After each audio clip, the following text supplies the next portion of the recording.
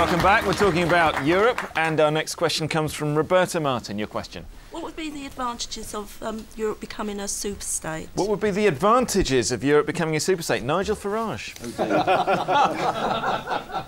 Well, I normally can think on my feet pretty quick on these programmes, but I'm struggling. Frankly, I can't see any advantages in the sense that I would view it as being very dangerous. I think the thinking behind this, and I've spent 10 years now as an MEP over there inside those institutions and talking to people, and the thinking is clear. They want to be economically and militarily the world's leading superpower. And they hate and despise virtually everything that the United States of America stands for. And I think the development of a superstate would be, for world peace, probably just about the most dangerous thing we've seen for many, many years. So what, Jean-Claude Juncker? All right, OK, well, let's unpack this, Nigel. I mean, you think the EU superstate would actually be a military aggressor? It won't set out intending to be a military aggressor. I wasn't suggesting that for a moment. But I think just this whole idea that we must be the global superpower is in itself a very dangerous thing. OK, Peter Luff. Look, Roberta, I think one of the problems is the word superstate. It has certain implications. We're not talking about it being the United States of America nor the Soviet Union. We're talking about a very different kind of animal made up of states, and we're aggregating more states as time goes on, that are trying to find those issues of common importance that can work. I've absolute nonsense about wanting to be a military superpower. There is an argument for saying we've complete nonsense. There's an argument for saying we've got to integrate some degree of armed forces for both protection and indeed for peacekeeping issues such as that. But the economic strength of Europe has never been properly coordinated, and that's one of the problems. That's one of the reasons we're getting this coordination together now. So what's your vision, Peter? I mean, you don't want to call it a superstate, but you do want essentially federal structure, right? I want a federal structure which is exactly not a superstate. It is about power being exercised at the right level. But the United States is a federal superstate. Exactly, but Canada isn't a superstate. It's also a federal state. You can be a federal state without being a superstate. The question is, what are your goals?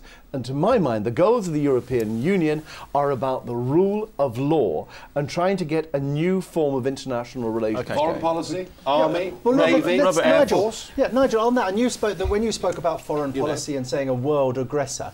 If we I didn't say that. You said that was a possibility. I said that wouldn't be the intention. Right, but let's actually go back. I mean, I don't like the terminology superstate, but let's work about a European Union. The word union, working together and cooperating, like a trade union working together for the benefits of its members. A union of member states working for its members. And you talk about foreign policy. If you look at a couple of the key issues that have happened in most of our lifetimes recently, you can look at Iraq and you can look at the breakup of former Yugoslavia and the war that went on there and is still carrying on to an extent.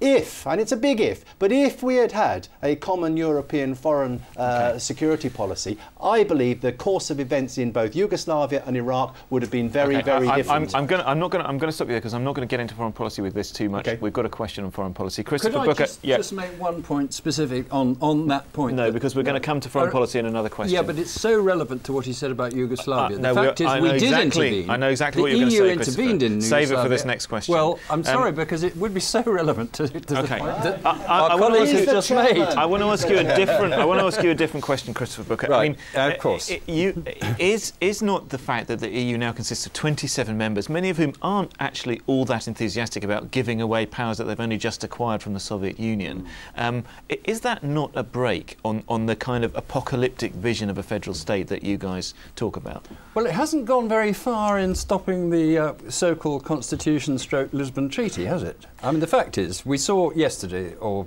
this recently, we saw the actually rather pitiful sight of the one head of state, head of government in Europe, in the EU, not confusing that with Europe, Václav Klaus of the Czech Republic, who, as we know, is the only leader in the European family who is a very strong Eurosceptic. And that's the point he makes against his own parliament.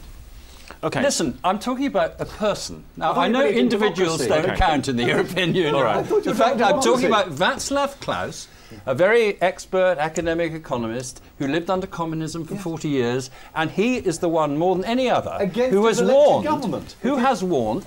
Right? Yeah. Look, when were you last in Prague? Can I tell you a little story? I was in Prague. I don't want to. I don't want to digress so you too know much the point on I'm this. going to make. I would like to commend the Czechs. Unlike the Brits, they have a lovely city, Prague, and it's got lots of very handsome ministry buildings. Now, these are the ministries of the Czech government. Outside every single one of those buildings, there are two flags: the flag of the Czech Republic and the flag of the European Union. That is a recognition that they are not governed from Hradčany Castle, where the president lives, except a bit.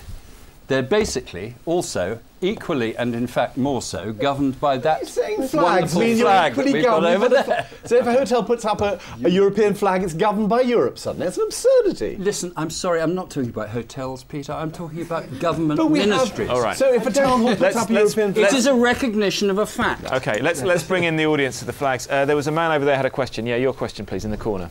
It's unfortunate there are no MPs on the panel tonight, but British MEP? politicians are supposed to believe in parliamentary sovereignty. If that's the case, why can't they organise a referendum? And especially the Conservatives, why can't they promised a referendum? So why can't they deliver it? Okay, man at the front there had another point. Yeah, man with a popper. Yeah, please, your point. Okay. Yes, that's it. You. Yeah. Thank you. I love the idea of Europe, but my question is about the plan to bring the idea into fruition, and that's where the earlier question talked about common sense, and I'm going to touch on it. It's also relevant. I need a question, quite a brief question here. Yes. What's your question, please? Yes. How is the plan going to work when there are so many different traditions, local issues? There are no two parties like Republican and Democrat like in America. Okay. At the moment, all we have is those who don't like Europe and those who like Europe.